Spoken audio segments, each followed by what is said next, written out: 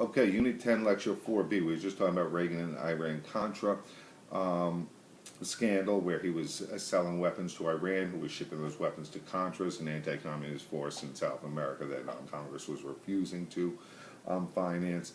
Okay, this becomes a big scandal for his administration. Reagan denies a lot of knowledge of it, and a few people are going to be sent to jail for the Reagan Doctrine. It's another term I want you to know. This is his, simplistically, very simply, the Reagan Doctrine is the enemy of my enemy is my friend, no matter what a dirtbag this guy might be. So we're going to end up assisting, aiding, training, financing quite a few people that we didn't, or we today had to deal with. Saddam Hussein, all right?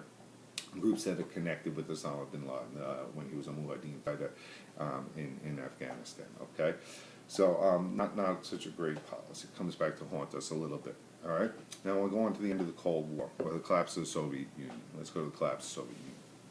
And both internal and external pressures in the 80s caused the collapse of the Soviet Union and the end of the Cold War. Reagan, who we talked about earlier, became president of the United States in '81. Reagan's a Republican.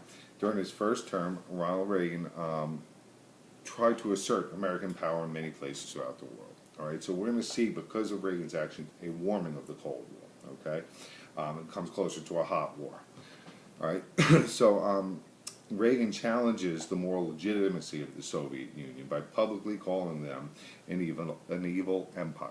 All right, so he calls them names.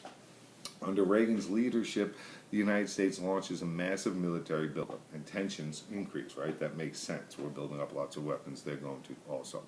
So President Reagan would not consider any arms reduction talks until he was convinced that we were at least equal to the Soviet Union military power. So kind of a change from policy up to this point where you use nuclear deterrence as a means to keep the peace. All right. He also proceeded with plans to deploy new nuclear missiles all throughout Western Europe. All right. So by these policies, Ronald Reagan increased American military and economic pressure on the Soviet Union. This renewal of the arms race, supposedly, and history's really out on this yet, because I think records are going to come back and tell us this is wrong. But anyway, supposedly forced the Soviet Union to increase its military budget in order to compete with the U.S., which leads to some of the internal problems facing the Soviet Union and assisting in its collapse. All right, so the need to increase military spending is a problem for the Soviets because their economic system is really, really inefficient. All right, with communist leadership for the past 70 years or 70 years up to this point, their economy's in the tank. It's not working well. Okay.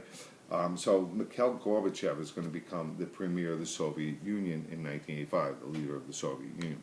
And as soon as he takes over, he's going to adopt a couple new policies. And Gorbachev, we're going to see his pictures right there, is also very much responsible for the end of the Cold War. Because remember, when you give people a little, and this is what he does, a little freedom, a little property, a little stuff, we want more. Right? We always want more, and that's what's going to happen. He opens the door and a crack, and the people just yank it open wider. All right. So he's going to introduce a couple policies. The first effort is glasnost, the Russian word for openness, to Soviet life. He's going to add openness to Soviet life. Gorbachev's going to allow open criticism of the government. All right, and he's going to take some steps towards freedom of the press. All right, so glasnost is Gorbachev's policy of encouraging freedom of expression in the Soviet Union. In '87, Gorbachev outlined his plans for perestroika, okay, a restructuring of Soviet society. Yeah, and he's going to call for less government control of the economy, the introduction of some private enterprise, and steps towards establishing some sort of limited democracy, okay? So while economic restructuring lay at the heart of perestroika, Gorbachev even said the Soviet people needed to teach and to learn democracy.